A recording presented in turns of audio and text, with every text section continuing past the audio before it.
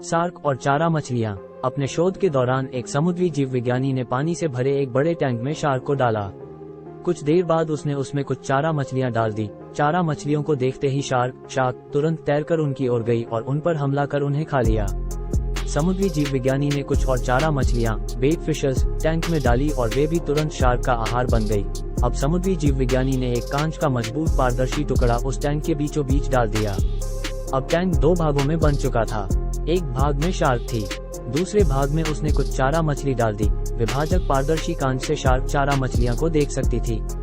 चारा मछलियों के देख शार्क फिर से उन पर हमला करने के लिए उस ओर तैरी, लेकिन कांच के विभाजक टुकड़े से टकराकर रह गई। उसने फिर से कोशिश की, लेकिन कांच के टुकड़े के कारण वह चारा मछलियों तक नहीं पहुंच सकी। शार्क ने दर्जनों बार पूरी आक्रामकता के साथ चारा मछलियों पर हमला करने की कोशिश की, लेकिन बीच में कांच का टुकड़ा आ जाने के कारण वह असफल रही। कई दिनों तक शार्क उन कांच के विभाजक के पार जाने का प्रयास करती रही, लेकिन सफल न हो सकी। अंततः थक हार कर उसने एक दिन हमला करना छोड़ दिया और टैंक के अपने भाग में रहने लगी। कुछ दिनों बाद समुद्री जीव विज्ञानी ने टैंक से वह कांच का विभाजक हटा दिया, लेकिन शार्क ने कभी उन चारा मछलियों पर हमला नहीं किया, क्योंकि एक काल्पनिक विभाजक उसने दिमाग में बस चुका था और उसने सोच लिया था कि वह उसे पार नहीं कर सकती। जीवन में असफलता का सामना करते करते कई बार हम अंदर से टूट जाते हैं और हार मान लेते हैं।